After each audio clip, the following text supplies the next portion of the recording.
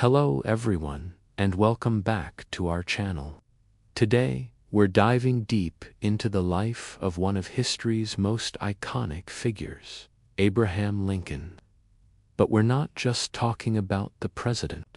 We're going all the way back to the beginning to uncover the boy who would one day change the course of a nation.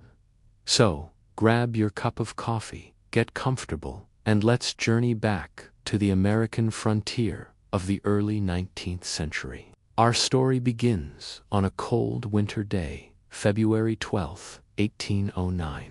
In a humble, one-room log cabin in Hardin County, Kentucky, a baby boy named Abraham was born. This wasn't a place of privilege or wealth. It was the rugged, unforgiving frontier.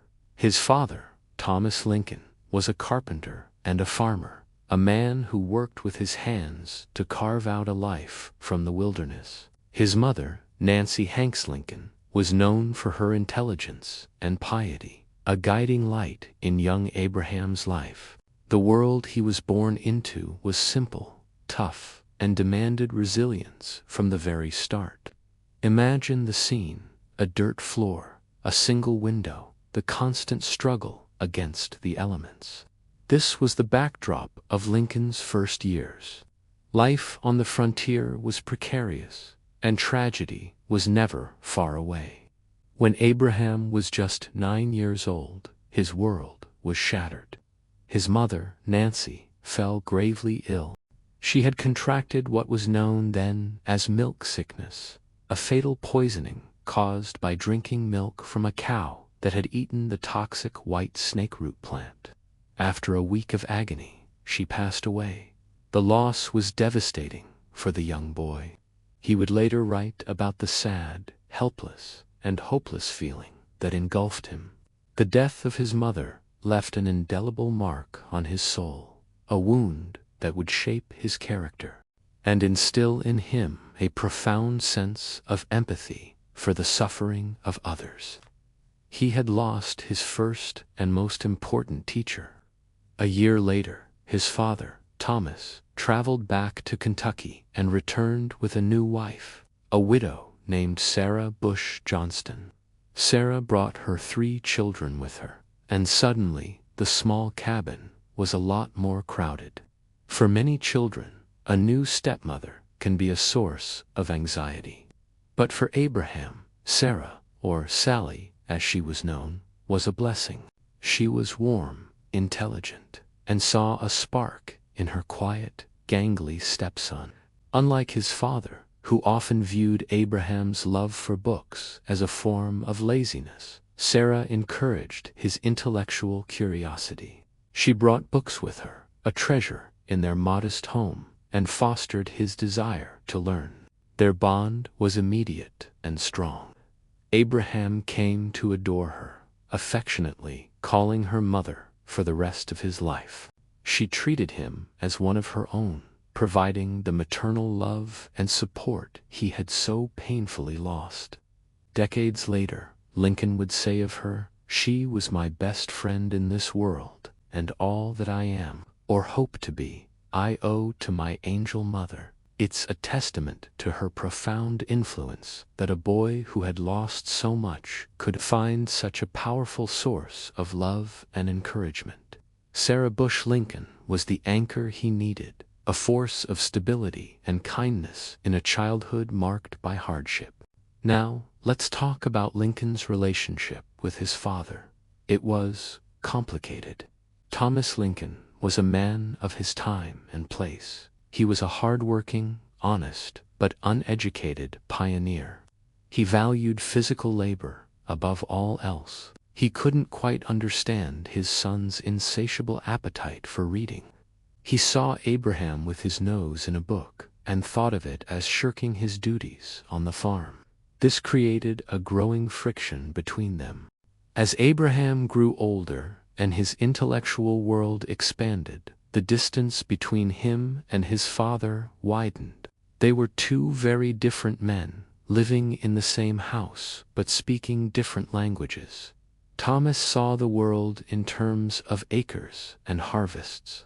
Abraham saw it in terms of ideas, justice, and the power of words. This fundamental difference would create a rift that never fully healed.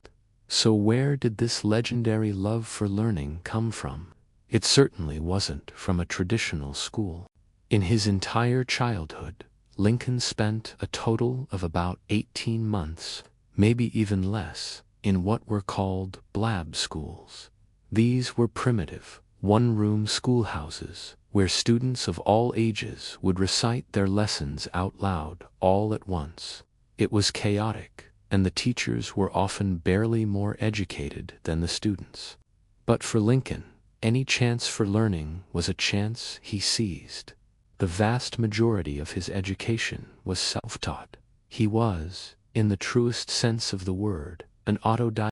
He was a bookworm in a world where books were a luxury. He read everything he could get his hands on.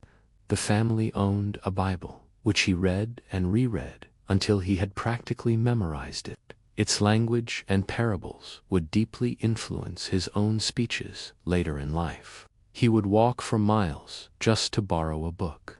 He devoured classics like The Pilgrim's Progress, Robinson Crusoe, and Parson Weems' The Life of Washington.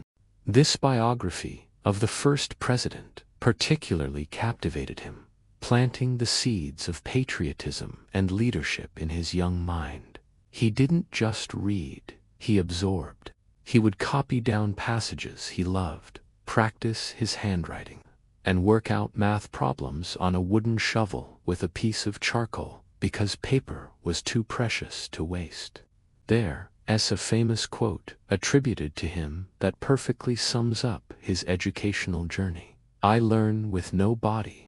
He was his own teacher, his own curriculum developer, his own taskmaster. His mind was his classroom. While his body was splitting rails or plowing fields, his mind was wrestling with syntax, logic, and the great ideas he encountered in his reading. This relentless self-improvement, this drive to know more, to understand more, was the furnace where the future president was forged. It was this intellectual discipline, born out of poverty and isolation, that would give him the rhetorical power to one day unite a broken country with his words. Think about that for a moment. A boy with less than 2 years of formal schooling, who lost his mother at a young age and had a strained relationship with his father, taught himself to become one of the greatest writers and orators in American history. His childhood was not a story of privilege, but of perseverance. It was a testament to the idea that greatness isn't about where you start, but about the fire you have within you. The struggles of his early years didn't break him, they built him. They gave him the empathy, the resilience, and the unshakable belief in the power of knowledge that would define his life and his legacy. And that's where we'll leave the story for today. The young boy from the log cabin was just getting started. His journey would take him from the backwoods of Kentucky and Indiana to the grand stage of national politics. But these formative years were the foundation upon which everything else was built.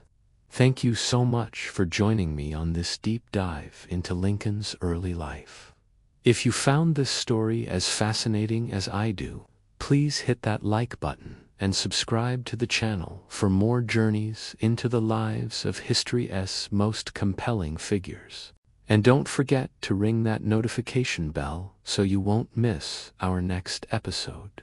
We'd love to hear your thoughts in the comments below. What part of Lincoln's childhood surprised you the most? Thanks for watching, and we'll see you in the next video.